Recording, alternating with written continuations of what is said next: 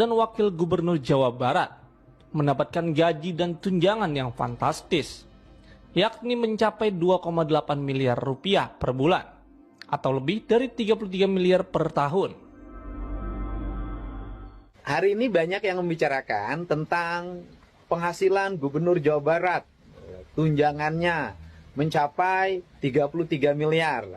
Saya tegaskan ya bahwa saya sejak awal terbuka menyampaikan satu gaji gubernur dan tunjangannya itu sebesar 8,1 juta dalam setiap bulan. 8,1 juta dalam setiap bulan. Setelah itu saya mendapat fasilitas baju dinas. Saya tidak mengambilnya dan mencoretnya anggaran tersebut. Jadi baju dinas Gubernur Jawa Barat itu tidak ada. Bajunya beli sendiri karena saya bukan yatim piatu. Kemudian mobil dinas saya tidak mengambilnya.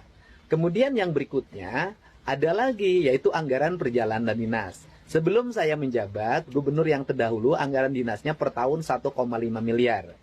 Kemudian setelah saya menjabat, saya turunkan menjadi 750 juta. Dan sekarang di perubahan APBD tahun 2025, anggaran perjalanan dinasnya diturunkan lagi 100 juta.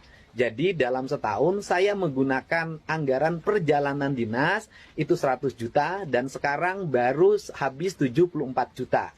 Jadi sisanya mungkin untuk bulan September, Oktober, November, dan Desember. Nah selanjutnya lagi ada apa lagi? Ada yang disebut dengan biaya operasional yang diatur dengan peraturan pemerintah. Yaitu besarannya 0,15% dari realisasi pendapatan asli daerah.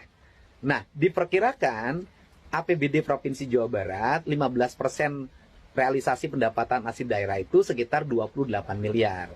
Dari 28 miliar itu dibagi dua, gubernur dan wakil gubernur. Gubernur 75%, wakil gubernur 25%. Maka jatuhnya yang saya peroleh adalah 21 miliar 600 juta rupiah per tahun.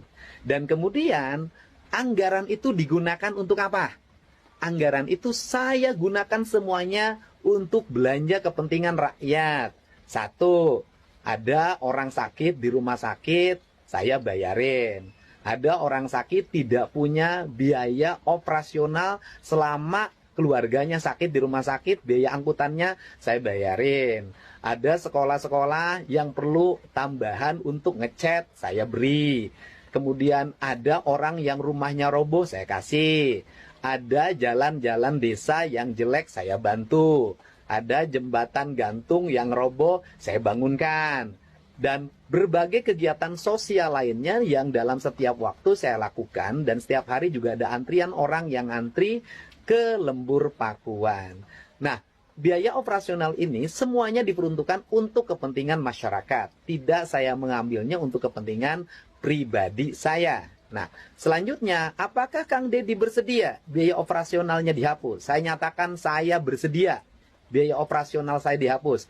Tetapi yang menjadi masalah kalau biaya operasional dihapus, maka nanti masyarakat atau berbagai kalangan yang menemui gubernur, yang meminta bantuan kepada gubernur karena berbagai peristiwa yang dialaminya secara mendadak dan belum teranggarkan di APBD-nya, nanti akan mengalami hambatan. Karena apa? Daya operasional saya mengalami penurunan untuk membantu warga. Nanti saya hanya mengandalkan biaya dari YouTube saja. Dan itu akan merugikan banyak pihak. Nanti banyak orang yang tidak tertolong nyawanya karena tidak punya biaya untuk pergi ke rumah sakit. Banyak rumah roboh yang tidak bisa saya bantu dengan cepat. Ketika bencana alam saya tidak bisa dengan cepat memobilisasi kekuatan material untuk menolong banyak orang. Nanti banyak anak-anak yatim yang biaya operasional pergi ke sekolahnya tidak bisa terbantu.